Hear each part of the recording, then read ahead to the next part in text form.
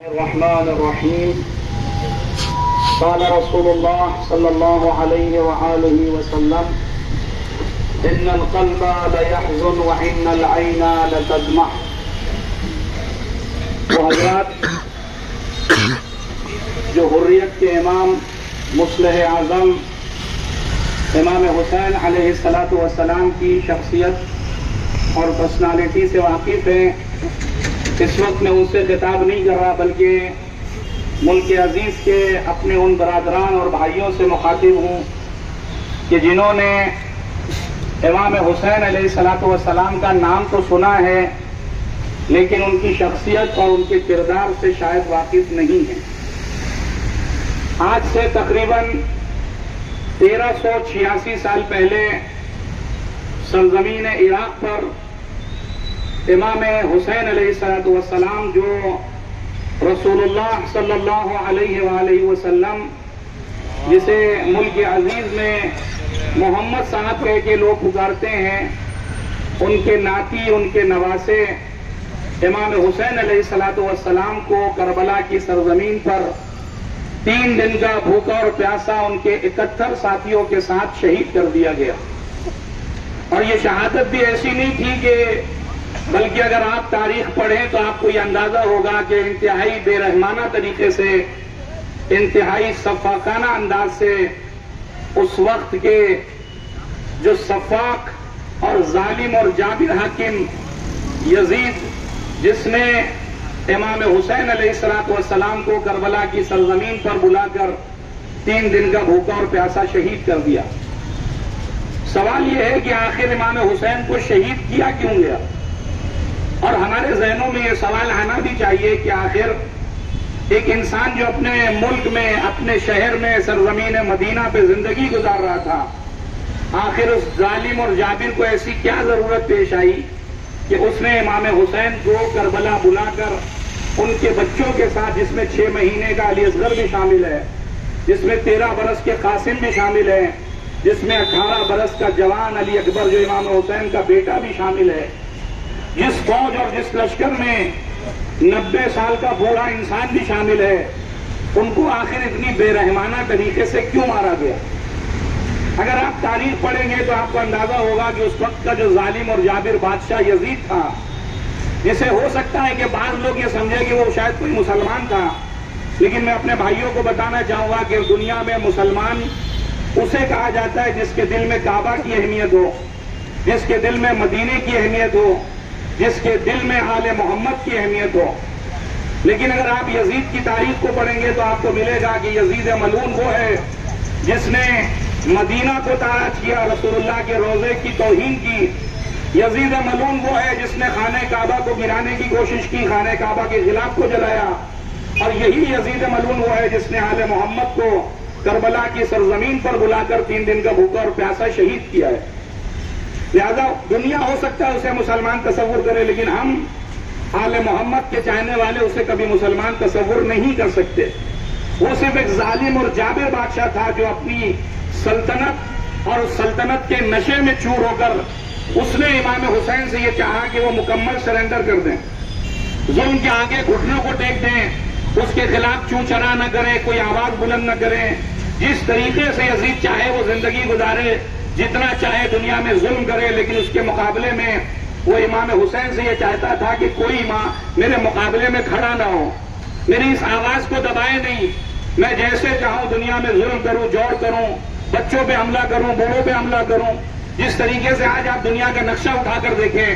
دنیا کی بہت سی طاقتیں آپ کو نظر آئیں گی کہ آج دنیا میں جو بڑی بے رحمی کے ساتھ بچوں کو قتل کر رہی ہیں، بوڑھوں کا قتل کر رہی ہیں، عورتوں کا قتل کر رہی ہیں، بالکل وہی انداز جو آج آپ دنیا میں دیکھ رہے ہیں کربلا کی سرزمین پر آپ کو نظر آئے گا کہ جہاں بچوں کا بھی قتل کیا جا رہا ہے، بوڑھوں کا بھی قتل کیا جا رہا ہے، عورتوں کو اسیر بنایا جا رہا ہے، ان کا پردہ چھینا جا رہا ہے۔ لہذا امام حسین نے یزید کے مقابلے میں کہا کہ میں اپنا سر تو دے سکتا ہوں لیکن تیرے ظلم کے آگے گھٹنے نہیں ٹیک سکتا۔ اسی لیے امام حسین نے کہا ہیہات من الذلہ،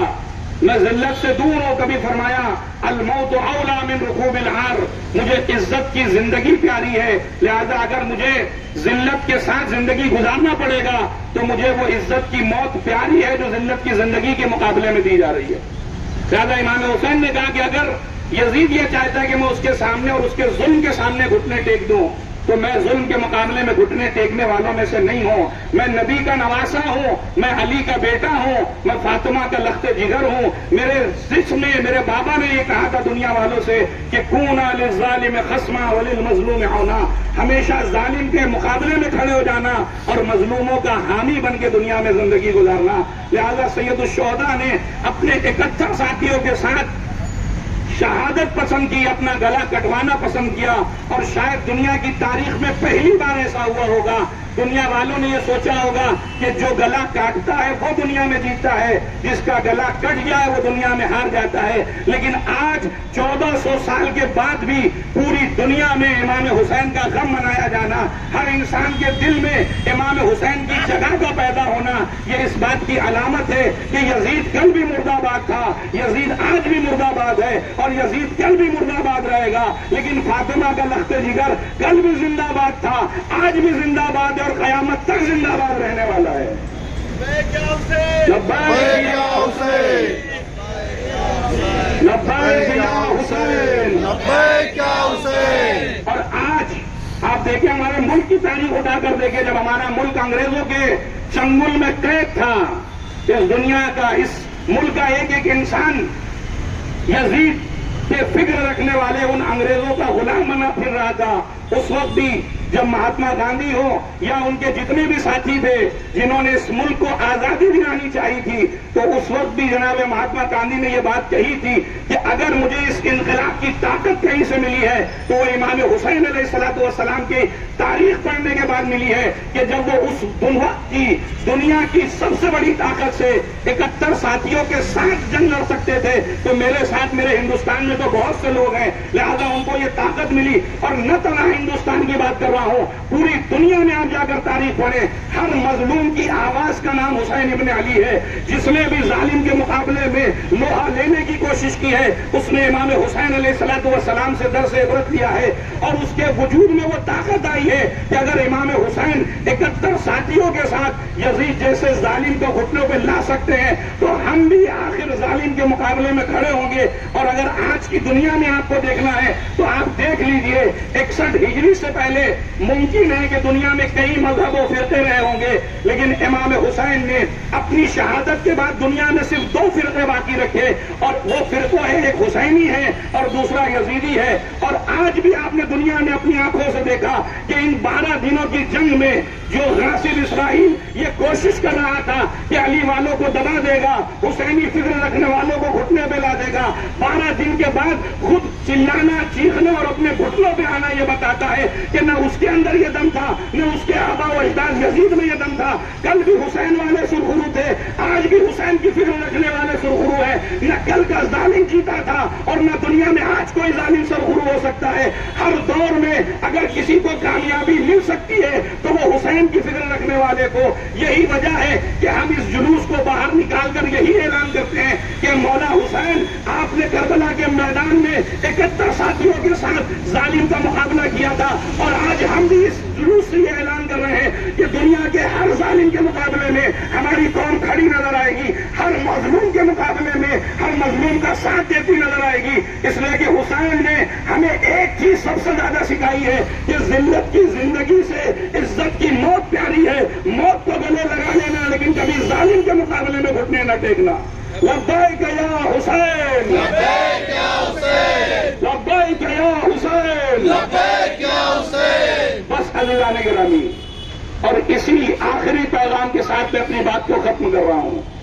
کہ حسین ابن علی ہر حریت پسند انسان کے دل میں زندہ ہے. آج بھی آپ دنیا کے کسی بھی گوشے و کنار میں چلے جائیں اور سید الشہداء کے بارے میں پوچھیں، آپ کو مثبت اور پازیٹیو جواب ملے گا. اس کی وجہ یہ ہے کہ امام حسین نے اپنے 6 مہینے کے مجاہد کو خدا کی راہ میں قربان کر دیا انسانیت کو بچانے کے لیے، کیونکہ یزید انسانیت کو ختم کرنا چاہتا تھا. یزید مانوتا کا دشمن تھا. یزید نے ساری ہیومن رائٹس کو اپنے پیروں تلے رون دیا تھا. لہذا امام حسین کا وہ 6 مہینے کا بچہ جو ابھی ماؤں کی گود میں اولاد والے ہیں مجھے سن رہے ہیں، مجھے بتائیے دنیا میں وہ کون سا مذہب و فرقہ ہے جو کسی 6 مہینے کے بچے پر اس تیر کو مارتا ہے جس کو جانور کا شکار کیا جاتا ہے؟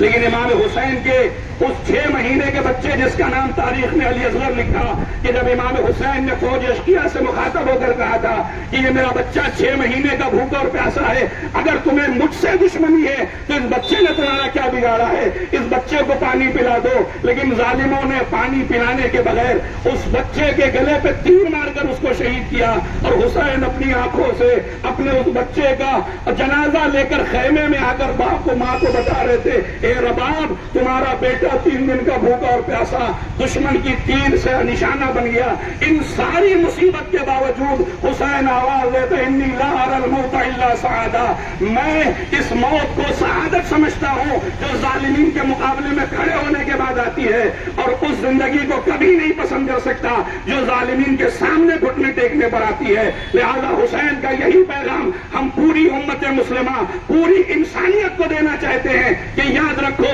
جب بھی ظالم کے مقابلے میں کھڑے ہوگے حسین تمہاری مدد کریں گے، انسانیت تمہاری مدد کرے گی، اور تم دنیا میں رہو یا نہ رہو لیکن دنیا تمہیں یاد رکھے گی. لیکن اگر ظالموں کا ساتھ دو گے تو وقتی طور سے لذت دنیا تو حاصل ہو سکتی ہے لیکن ابدی زندگی تمہیں کبھی نہیں مل سکتی. ظالم کے لیے وقتی طور سے خوشخرانی ہے لیکن آخر میں جیت اسی کی ہوتی ہے جو ظالم کے مقابلے میں کھڑا ہے اور مظلوموں کا ساتھ دیتا نظر آئے. آئیے ہم سب مل کر سید الشہداء کو خراج عقیدت پیش کریں. لبیک